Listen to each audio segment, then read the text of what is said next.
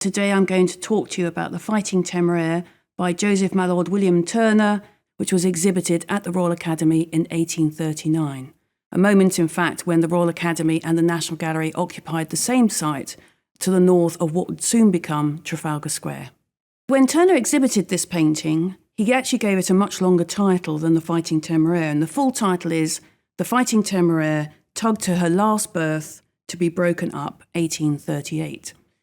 So it's very specific. It suggests something that actually happened, and it did. The Temeraire, which was a warship, then 40 years old, was towed up the Thames to be broken up at Rotherhithe because it was no longer of use to the Royal Navy. However, the reason why people were so excited by this painting, not just by Turner, who was the most exciting landscape artist in Britain during this period, but also because it combined a wonderful combination of the poetic, the patriotic, but also the idea of an event that really spoke to people's idea of national and world history. By this point in his career, Turner was the unrivalled landscape artist. Indeed, one might even say an unrivalled painter. He was in his 60s. He was well established, a much revered academician. He had a long career, a very successful one, financially successful. He was able to both please the crowd, which undoubtedly did with the Fighting Temeraire, and also test people's limits in terms of what they thought picture making or art was actually about. And indeed, the painting 3 years later after the Fighting Temeraire, and that is Snowstorm Steamboat of a Harbour's Mouth, which, like the Fighting Temeraire, also focuses on a steamboat, was absolutely vilified by most people at the Royal Academy. And Turner did have this ability to really chop and change between the crowd pleasing and things that were really provoking to his audiences. But the Temeraire, undoubtedly from the get-go, was one of his most popular works, alongside, in fact, his Venetian scenes of a similar period. These were critically acclaimed. The Fighting Temeraire as an image is a very important marker in the history of British representation of the Napoleonic War period, but also the most famous naval victory of that war, the Battle of Trafalgar of 1805. Up till 1839, there had been many, many representations of the actual battle itself, and also, above everything else, the sacrifice that was made by the Admiral of the Fleet, Horatio Nelson, who had actually died during the battle itself.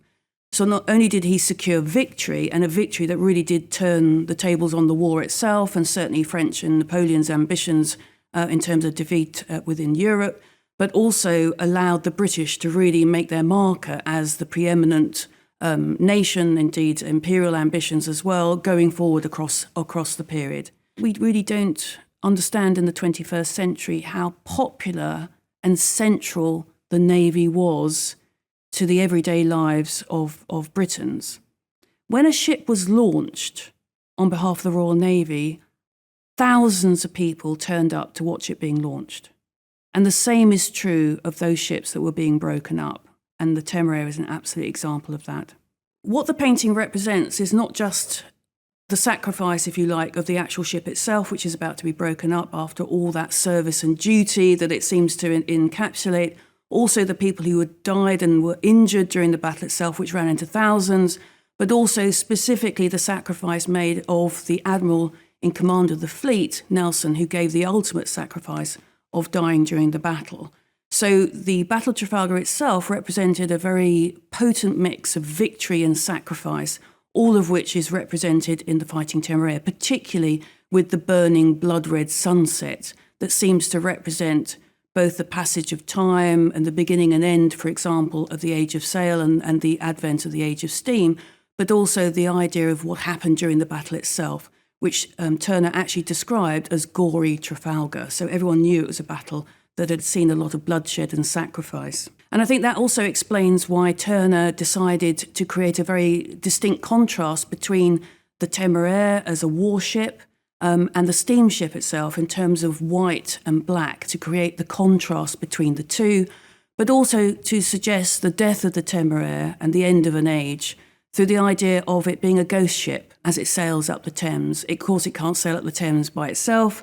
It has to be tugged along by a much smaller boat, which is actually driven by steam. So in and of itself, the age of sail is being taken over by the age of steam, between the contrast of the large ship and the small ship. And that in itself, I think, is very emblematic of the changing from the age of sail to the age of steam. So I think the idea of ghostly is actually again represented in the background of the painting, certainly to left and right of the actual sun as it sets, because you see the ghostly white masts of the ships that again suggest a ghost fleet, the age that has gone, but also the loss of the ships and the loss of the men during the Battle of Trafalgar itself, which again is very emblematic of what Turner is trying to say with this particular work of art. And then you have this very black buoy on the right-hand side in the foreground, which has often been interpreted as a symbol of death. So these contrasts that Turner creates within the painting is not just between the white Temeraire and the black steamship, but also between the light. On the left-hand side, we see the rising moon and the cool light that it's shedding, as it were, over the Temeraire itself. And on the right-hand side, the heat, the warmth of the setting sun, and that contrast between the lovely blues and whites on the left of the painting and the hot colours on the right, again, set up, I think, a real tension in terms of what the painting is representing. And of course, the burning sunset is reflected in the Thames itself. And then you have these wonderful contrasts between black and white, where the ships, buoys, steamships, and so on, which creates, again, this idea of contrast. So when the Temeraire was a fully commissioned and operational warship, it would have flown flags, particularly the Union flag and also the Royal Naval ensign. And then during the battle, very famously, flags were flown that signalled a message. England expects that every man will do his duty. Was actually flown from Nelson's flagship, HMS Victory. So flags were a very important feature and sort of identity of warships. Now here, of course, the Temeraire has been entirely stripped of that identification. And indeed, interestingly, the steamboat actually has its white flag as a commercial service. So it sort of signals perhaps the loss of the flags and status, therefore, of the Temeraire. And this is important because Turner flagged that loss in the poetry that he appended in the catalogue at the Royal Academy. And this was in adapted lines from Thomas Campbell's poem, Ye Mariners of England. So this is what was put into the catalogue. The flag which braved the battle and the breeze no longer owns her. So it's almost as if, in a very poetic way, the Temeraire had been abandoned by the Royal Navy and perhaps abandoned by the British people. And hence perhaps the sense of loss that the Fighting Temeraire seems to represent, but also perhaps provoking his first audiences to remember not just the service of the Temeraire, but also those who had died and were injured during that particular battle. It's almost a memorial, I suppose, to those who had fought in the battle itself. Broadly speaking, Turner in the Fighting Temeraire is engaging yet again, as he did throughout his career, with a kind of scene associated with the great 17th century French classicist Claude Laray. It is, in essence, a harbour scene or a riverfront scene, but this time transposed, of course, to London rather than some classical idyll.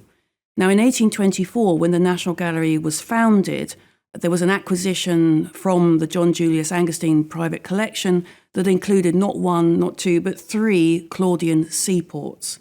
And this is something that Turner absolutely has in his mind, but freshened up, made modern. The great thing about Turner, and the thing he really nailed his colours to this particular mast, was that he was the great moderniser of the Old Master tradition.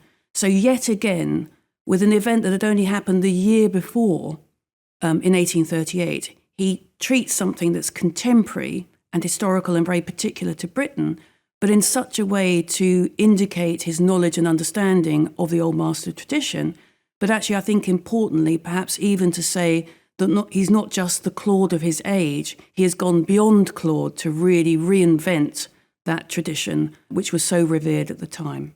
And one work of art in particular that actually could almost be the pair to the Fighting Temeraire in terms of what it shows, but also this idea of the poetic and elegiac, is Keelman heaving in coals by moonlight, which is in the collection of the National Gallery of Art in Washington, which was actually painted only a few years before the Fighting Temeraire. And that really does show the great poetic potential of the industrial heartlands, using the likes of Claude Laray to elevate the scene, as indeed Turner does in the Fighting Temeraire, to elevate something that seems to be everyday perhaps to us, and certainly would have been perhaps for people working on the River Thames or indeed the Tyne, but actually elevating it to something that's high art. So in the 1820s, in his first will of 1829, Turner is already thinking about how to insert himself into the great narrative of Western painting as represented by the newly founded National Gallery. And he decides in his will to donate 2 of his paintings to be displayed alongside 2 works by Claude Laray. And then as his thoughts develop over the period, and certainly into the 1830s when the Fighting Temeraire is exhibited, he's thinking even bigger. He's going to donate all the finished works in his studio, which at that stage, of course, post-1839, includes the Fighting Temeraire.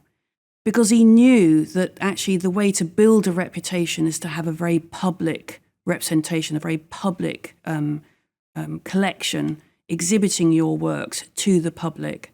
And I think that's why certainly Turner is now deemed to be the greatest of British painters, but also why he's so central, I think, in terms of the British psychology, and why I think the Fighting Temeraire seems continually to be seen by people as their favourite Turner, if not their favourite work of art, at the National Gallery. And indeed, it was voted the nation's favourite in 2005 with a BBC poll. Personally, the reason why I absolutely love the Fighting Temeraire is not just what it represents as a painting, in terms of its symbolism, its poetics, its narrative, which is absolutely supreme, and showing Turner absolutely on top of his game in the way that he could create a work of art that really was a zeitgeist image, something that really chimed with the society that he lived in.